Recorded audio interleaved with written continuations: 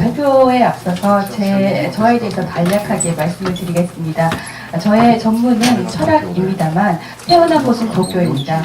지금부터 45년쯤 전에 일본의 군마현의 산골 마을 우에노무라라는 곳에 한번 정말 우연히 들른 그런 계기가 있었는데요. 거기에 들른 이후로 지금까지 45년 동안 우에노무라 그리고 도쿄 왔다 갔다 하는 생활을 지금까지 계속해 오고 있습니다.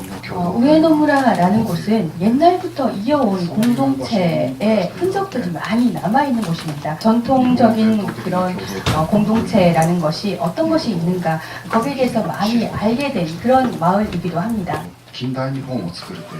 일본은 근대 국가를 성립시키는 그 과정에서 전통적인 공동체, 지금까지 이어온 공동체를 이렇게 부숴버림으로 해서 새로운 일본 국가, 일본 근대 국가를 만들고자 했습니다.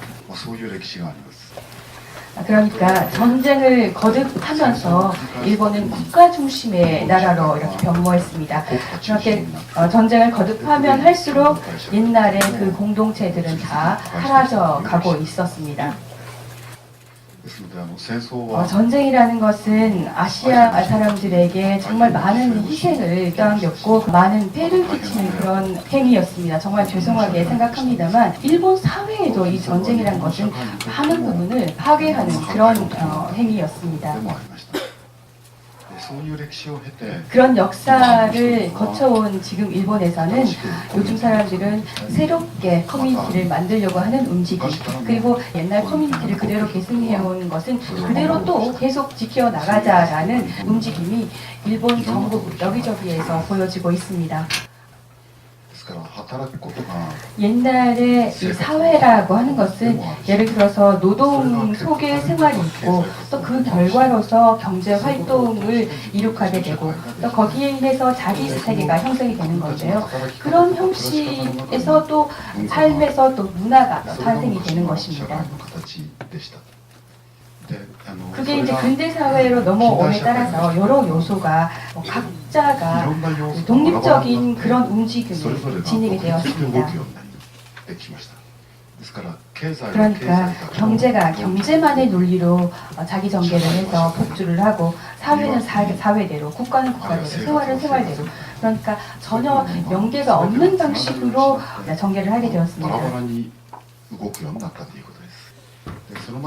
그런 속에서 근대 사회에서 가장 힘을 발휘한 요소가 경제입니다.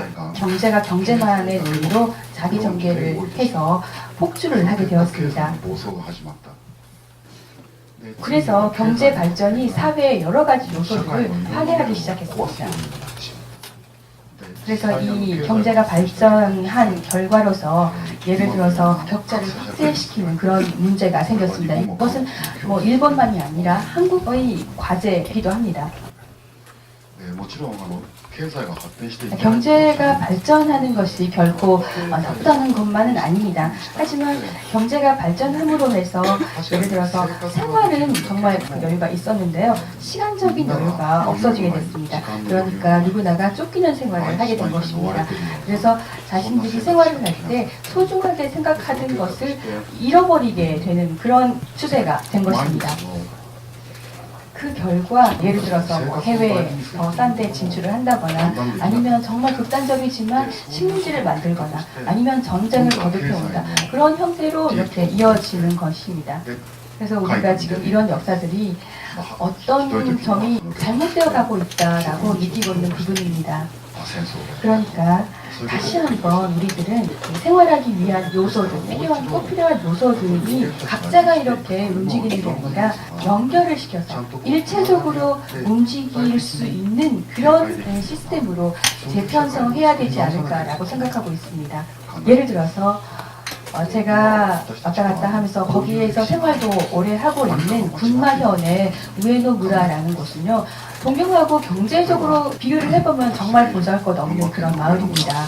그렇지만 정말 과연 동경 그리고 우에노무라 어느 쪽에 살고 있는 사람들이 행복할까라고 진지하게 생각해보면 많은 사람들이 우에노무라에 살고 있는 사람들이 더 행복할 것이다 라고 생각합니다. 저도 동경과 우에노무라 왔다 갔다 하는 사람이지만 사람들이 저한테 우에노우라의 어떤 점이 좋은지 한 번씩 질문이 있습니다. 그럴 때마다 제가 대답을 하는 것은 안심을 할 수 있는 이런 감정이 아닐까요? 라고 대답을 하고 있습니다. 우에노무라에서는 혹시 곤란한 일이 생겼을 때 옆집에 가면 거의 모든 것이 해결되어 버립니다. 그렇게 상부상조를 하면서 살아가고 있습니다. 그러니까 모든 마을 사람들이 이렇게 공경에 빠지지 않도록 같이 생각한다는 것입니다. 그리고 같이 행동하고 같이 해결한다는 것입니다. 지역사회 문화도 거기에는 있고 또 종교와는 좀 확연하게 다른 그 지역만의 어떤 믿는 어떤 그런 게 있다고 봅니다. 그러니까 쉽게 말씀드리자면 산에도 신이 있고 또 물이 흘러가는 곳에도 신이 있고 또 나무에도 신이 있다고 믿는 것입니다. 자연에 감사하고 자연을 숭배한다는 것입니다. 그런 마음이나 숭배하는 마음이나 감사하는 마음을 공유하면서 일본의 마쓰리를 진행시킨다는 것입니다. 거의 의식하고 똑같은데요. 1년에 그런 마쓰리가 또 몇 번씩 있다고 합니다. 그게 그 지역의 생활 그 자체입니다. 이런 마을이기 때문에 실업자도 없습니다. 가끔 일이 없는 사람이 있기는 하지만요, 일이 없으면 그 마을 사람들이 어떤 일을 또 줍니다. 그러면 또 이 실업자가 되지는 않잖아요. 그리고 또 정말 곤란한 일이 생긴 사람이 별로 없다는 것입니다. 조금 곤란한 일이 생길 때 많은 사람들이 협조해서 또 그걸 해결한다는 것입니다. 그래서 제가 볼 때는 거기에 살고 있는 사람들이 다 행복한 표정으로 살고 있다는 것입니다. 현재 한국과 일본은 정말 공통의 과제를 안고 있다고 생각하고 있습니다. 그러니까 격차 사회의 문제도 그렇고 또 앞으로 어떤 사회를 만들어 나가야 할지라는 과제가 거의 공통된 과제라고 말씀드릴 수 있습니다.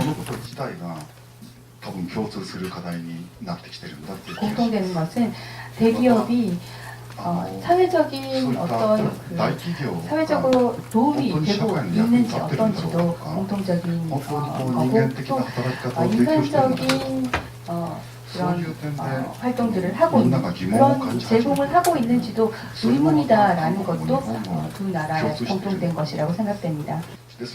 그러니까 옛날에는 크다 아니면 큰 것이 파워가 있다 아니면 중요하다라고 생각되어진 그런 시대도 있었는데요. 지금 시대는 정말 그 정반대라고 생각됩니다. 그러니까 작은 것들이 옛날에는 큰 게 좋았는데 요즘에는 작은 것들이 결합해 가면서 더 큰 힘을 발휘하는 그런 시대다. 그러니까 여러 작은 결합체를 만들어 나가는 그런 시대를 향하고 있다라고 생각됩니다.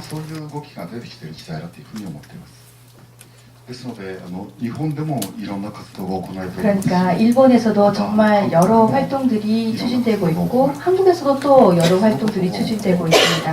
그러니까 한일 양국에서 서로 좋은 점은 배워나가면서 세계의 어떤 활동들의 기반이 되는 그런 한일 교류가 되기를 기원드리면서 마치겠습니다. 감사드립니다.